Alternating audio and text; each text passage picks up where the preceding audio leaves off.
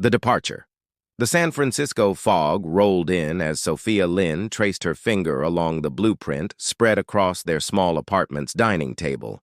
At 32, her career as an architect was finally gaining momentum, with her sustainable design concepts attracting attention from several boutique firms. "You're going to wear a hole in the paper," Marcus Reed said, placing a steaming mug of tea beside her. His dark eyes crinkled at the corners when he smiled, a feature that had first drawn her to him at a tech conference 3 years ago. "I can't help it. This could be my breakthrough project." She looked up at him, tucking a strand of black hair behind her ear. The committee seemed impressed with the living wall integration. Marcus squeezed her shoulder, his touch lingering. "They should be. You've revolutionized how buildings breathe." He hesitated, then added, "I got an email from Venture Northwest." Sophia's heart quickened. Marcus had been pursuing funding for his neural interface software for months. "And they want to meet tomorrow." His voice was carefully neutral, but his eyes betrayed his excitement. "In Seattle." "That's incredible!" She stood to embrace him, feeling his lean frame against hers. "I knew they'd see what I see in you." Later that night, as moonlight filtered through the blinds, Marcus traced patterns on the small of Sophia's back. Their lovemaking had been especially tender, almost reverent, as if he was memorizing every curve and hollow of her body. "If I get this funding," he whispered against her neck, "everything changes." "For the better," Sophia murmured, running her fingers through his curly hair. "We've been waiting for this break." Marcus shifted, propping himself on one elbow. His expression had changed, something resolute hardening behind his eyes. "I need to be honest with you, Soph." The air between them thickened. "About what?" "The funding comes with conditions. I'd need to relocate to their Seattle tech hub. Immediately." He swallowed. "For at least 2 years." Sophia sat up, pulling the sheet around her. 2 years? "We've discussed this, Marcus. I can't leave right now. My green space project—" "I know." His voice was soft but determined. "That's why I've been thinking, maybe we need a break." The words hung between them like shattered glass.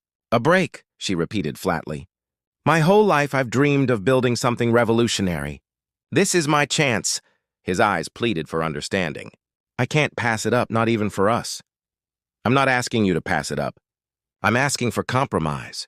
Her voice trembled. "We could make long-distance work." Marcus shook his head. "I need total focus. No distractions." He took her hands in his. "This is my moment, Sophia. I have to seize it with everything I have." Tears blurred her vision. "So I'm just a distraction now?" "That's not what I meant." He sighed. "You deserve someone who can be fully present." "I can't promise that right now." 3 days later, Sophia stood alone in their apartment, surrounded by the spaces where Marcus's belongings had been. On the counter lay a pregnancy test with 2 pink lines, a secret she'd planned to share after his meeting. "Goodbye," she whispered to the empty rooms, one hand resting protectively over her stomach. Outside, rain began to fall. The foundation. Sophia stared at the ultrasound printout, the tiny bean-shaped figure surrounded by darkness. 6 months had passed since Marcus's departure, and the hole he'd left in her life remained raw and jagged. "Everything looks healthy," Dr. Patel said, wiping gel from Sophia's abdomen. "Would you like to know the gender?" Sophia nodded, unable to speak past the lump in her throat. "It's a girl," the doctor smiled warmly. Later, sitting in her car outside the clinic, Sophia pressed her forehead against the steering wheel. A girl. A daughter who would have her mother's determination and perhaps her father's brilliant mind. A child who deserved more than a parent shattered by abandonment. "We'll be okay," she whispered, straightening her shoulders. "We'll be more than okay." The following week, Sophia met with her mentor, Eleanor Chen, at a waterfront cafe. Eleanor had been guiding her career since graduate school, and now Sophia needed her wisdom more than ever. "I can't believe he just left," Eleanor said, stirring her tea. "Believe it," Sophia replied, gazing out at the bay. "But I'm done dwelling on it. I need to focus on the future, mine and the baby's." Eleanor studied her thoughtfully. I've been meaning to talk to you about something. Remember that sustainable housing project you proposed last year? The one the firm thought was too ambitious? Sophia nodded. The concept had been her passion: affordable, eco-friendly residential spaces that generated their own energy. Well, there's a community development grant available. It would fund a small pilot project. Eleanor slid a folder across the table. It's not much, but it could be a start. That night, Sophia spread papers across her living room floor, sketching modifications to her original designs. As the baby kicked inside her, Sophia felt something else stirring: determination. 3 weeks later, she stood before the grant committee, her pregnancy visible beneath her blazer. "Gentlemen, ladies," she began, "what I'm proposing isn't just a building. It's a new way of living." The grant was small, but it was enough. Sophia leased a tiny office and hired a recent architecture graduate named Raj Kumar as her assistant. Together, they designed and oversaw construction of a 4-unit residential building on a previously abandoned lot. Emma Lynn was born on a crisp autumn morning, with Eleanor holding Sophia's hand through 18 hours of labor. When the nurse placed the red-faced, squalling infant on Sophia's chest, something fundamental shifted in the universe. "Hello, my brave girl," Sophia whispered, counting perfect tiny fingers, marveling at the delicate face that somehow combined her features with Marcus's. By Emma's first birthday, Sophia's living spaces concept had attracted attention from several environmental publications. The waiting list for her units grew, and an investor approached her about expanding. Standing in her office, now a proper studio with 3 employees, Sophia pinned a magazine clipping to the wall. Marcus's company, NeuroSync, had secured another round of funding. His smiling face looked out from the photo, successful and untroubled. "Mommy's building something too," she told Emma, who played contentedly in the corner of the office. That night, as moonlight spilled through the window of their modest apartment, Sophia drafted plans for what would become Lynn's Sustainable Architecture, a firm dedicated to transforming urban living through eco-conscious design. As Emma slept peacefully in her crib, Sophia whispered, "He may have left us, but his leaving gave us wings." The Ascension 5 years passed in a blur of blueprints, client meetings, and Emma's milestones. Lynn's Sustainable Architecture had grown from Sophia's vision into a 15-person firm with projects spanning the West Coast. Their signature living walls and integrated solar systems had become highly sought after, with waiting lists for both commercial and residential projects. Sophia stood in her downtown office, gazing at the San Francisco skyline. Her reflection in the glass showed a woman transformed, confident, successful, with an elegance born of hardship overcome. "The Portland developers called again," Raj said, entering with a stack of folders. Now her chief project manager, he had been beside her through every triumph and setback. "They're offering a significant bonus if we can expedite the timeline." "We don't rush quality," Sophia replied, turning from the window. "Tell them our original estimate stands." Raj smiled. "Already did. Also, Emma's school called. She won the science fair." Pride swelled in Sophia's chest. At 6, Emma was already showing remarkable aptitude for both design and technology, a perfect blend of her parents' talents. That evening, celebrating over ice cream, Emma looked up with Marcus's curious eyes. "Mom, why don't I have a dad like other kids?" The question Sophia had been dreading. She chose her words carefully. "You do have a dad.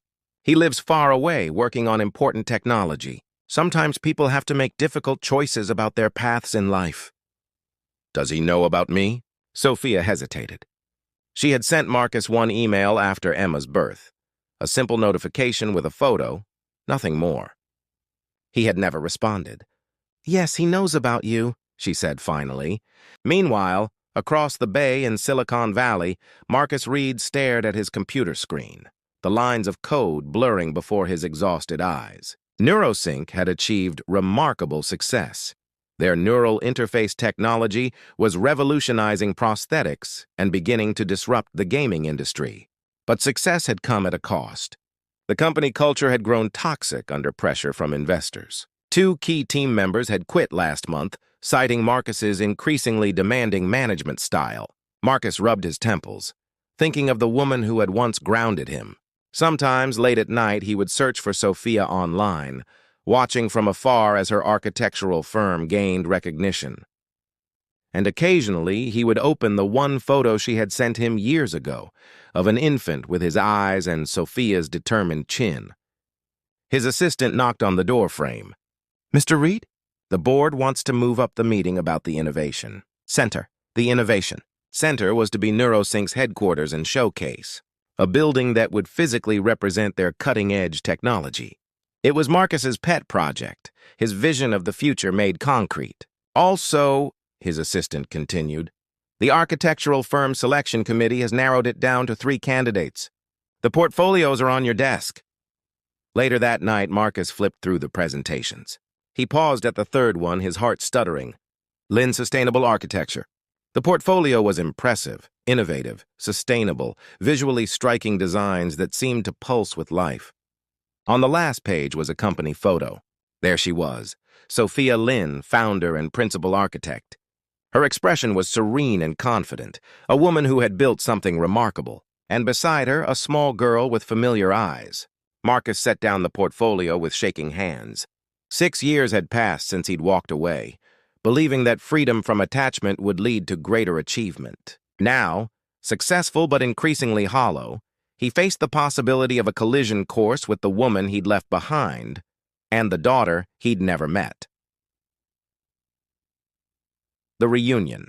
The presentation room of NeuroSync's temporary headquarters hummed with anticipation. Marcus adjusted his tie, scanning the meeting agenda for the 3rd time in 5 minutes. Lynn's Sustainable Architecture was scheduled last among the 3 finalists, a coincidence that felt like fate's cruel joke.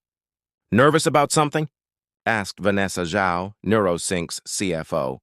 "You've been fidgeting all morning." "Just eager to make the right decision," Marcus replied, forcing a smile. He hadn't told anyone about his history with Sophia. How could he explain that the woman who might design their future had once been the foundation of his own? The first 2 presentations were impressive but forgettable. When Sophia's team was announced, Marcus gripped his armrest until his knuckles whitened. She entered with quiet confidence, accompanied by a tall man Marcus recognized from her company photo, Raj Kumar, according to the introduction. Sophia wore a tailored charcoal suit, her hair now styled in a sophisticated bob. The years had only enhanced her beauty, adding a gravitas that commanded attention. Their eyes met across the conference table. A flicker of recognition, then nothing. Her expression smoothed into professional neutrality so quickly that Marcus wondered if he'd imagined the moment of connection. "Good morning," Sophia began, her voice steady. "At Lynn Sustainable Architecture, we believe buildings should serve 3 masters: the planet, their purpose, and the people who inhabit them." The presentation was flawless. Sophia's vision for the Innovation Center transcended mere architecture. She had conceptualized a structure that would literally breathe, its living walls and atmospheric filtration systems creating an environment that enhanced creativity and well-being. "Any questions?" she concluded, after Raj finished explaining the technical specifications. "Just one," Marcus said, finding his voice. "Your sustainability metrics are impressive, but how do you balance innovation with practical constraints?" A ghost of a smile touched Sophia's lips. "Innovation without practicality is just fantasy, Mr. Reed. Every breakthrough must be anchored in reality to have lasting impact." The subtle rebuke wasn't lost on him. After the presentations, as board members mingled with the architectural teams during a catered lunch, Marcus approached Sophia. She stood alone by the window, seemingly absorbed in the view. "Your work is remarkable," he said quietly. Sophia turned. Up close, he could see the fine lines around her eyes, evidence of years, struggles, and presumably laughter he hadn't been present to share. "Thank you," she replied coolly. "Your company's success is equally impressive. Sophia, Ms. Lynn in professional settings, please." Her voice was polite but firm. "It's been a long time, Marcus." 6 years, 2 months, he said. The precision of his answer surprised them both. Something flickered in her eyes before she looked away. "How have you been?" she asked, the question oddly formal between people who had once shared everything. Successful on paper, he admitted. Less so in ways that matter. She nodded as if his answer confirmed something she'd long suspected. I should rejoin my team. As she turned to leave, Marcus spoke quickly. I saw her in your company photo. Our daughter. Sophia stiffened. Emma, she said after a moment. Her name is Emma. Does she know about me? She knows you exist. Sophia's expression softened slightly. She's extraordinary, Marcus. Brilliant, compassionate, curious about everything. Pride and regret collided in his chest. I'd like to meet her, if you'd allow it. Sophia studied him, seeming to weigh something in her mind. That's not a decision I can make standing in your conference room. She handed him a business card. Call my office next week. We'll discuss it properly. 3 days later, Lynn's Sustainable Architecture was awarded the Innovation Center contract. The official reason was their superior sustainability metrics and innovative approach. Marcus wondered how many board members suspected his personal connection had influenced the decision. That evening, alone in his penthouse apartment, Marcus stared at Sophia's business card, turning it over and over in his hands. The woman he'd left behind had built an empire from his goodbye. Now, fate had given him a second chance, not just with Sophia, but with the daughter he'd never known. With trembling fingers, he reached for his phone. The Resolution Autumn. Leaves spiraled down as Marcus waited on a bench in Golden Gate Park. Sophia had suggested this neutral ground for their meeting, and for his first introduction to Emma. He spotted them walking along the path, Sophia pointing out something in the trees to the small figure beside her. Emma wore a yellow jacket and bounced slightly with each step, unable to contain her natural energy. Marcus stood, heart pounding. What right did he have to enter their lives after so much time? What could he possibly offer that they hadn't already built without him? Remember what we discussed? He heard Sophia say gently as they approached. This is just a hello. No pressure. Emma nodded solemnly before turning curious eyes to Marcus. The impact of that gaze, his own eyes looking back at him from Sophia's determined face, nearly brought him to his knees. Hello, Emma, he managed. I'm Marcus. I know who you are, she replied matter-of-factly. You make computers that connect to brains. And you're my biological father. Marcus glanced at Sophia, who shrugged slightly. She asked, I don't believe in lying to her. The three walked through the park, stopping for ice cream. Emma chatted about school, her friends, and a robot she was building with her Uncle Raj. Marcus listened, starving for every detail of the life he'd missed. Mom designed our whole house, Emma said proudly. It has walls that clean the air and windows that make electricity from the sun. Your mom always was brilliant, Marcus replied, catching Sophia's eye over Emma's head. After an hour, Sophia checked her watch. Time to meet Aunt Eleanor for your piano lesson, sweetheart. Emma hugged her mother, then, after a moment's hesitation, gave Marcus a quick, awkward embrace. Bye, Marcus. It was statistically interesting to meet you. As Emma ran ahead to the park entrance where Eleanor waited, Sophia and Marcus found themselves alone. She's amazing, he said. You've done an incredible job. She is amazing, Sophia agreed. But she's also a child with questions about her origin. She deserves to know you, if you're prepared to be consistent. Marcus nodded. I want to be part of her life and... He hesitated. I've never stopped thinking about you, Sophia. She looked at him steadily. I'm not the woman you left, Marcus. That girl who put your dreams above her own doesn't exist anymore. I don't want her to, he said quietly. I want to know who you've become. In the months that followed, Marcus restructured NeuroSync, delegating more authority and creating a healthier company culture. He met with Emma regularly, gradually building a relationship that, while not conventionally paternal, was genuine and nurturing. His relationship with Sophia evolved more cautiously. Professional collaboration on the Innovation Center led to occasional dinners, conversations that stretched into the night, and eventually, tentative explorations of the feelings that had never fully died between them. One evening, as they reviewed design modifications in Sophia's home office after Emma had gone to bed, Marcus found the courage to ask the question that had haunted him. Do you ever regret that I left? Sophia considered this, her fingers tracing the edge of a blueprint.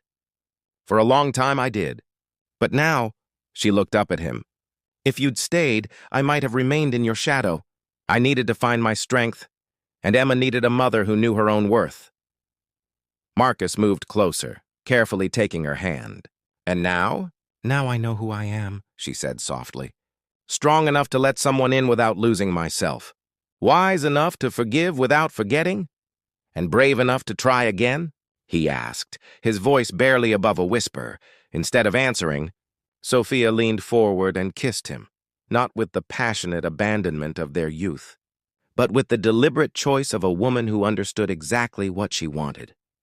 Later, as moonlight filtered through the living wall that breathed life into Sophia's home, they lay tangled together on the sofa, rediscovering familiar landscapes changed by time and experience. I thought freedom meant absence of commitment, Marcus murmured against her hair. I was wrong. True freedom comes from building something worth returning to. Sophia smiled, tracing the contours of his face with gentle fingers. Welcome home, she whispered. It only took you 6 years to find your way back.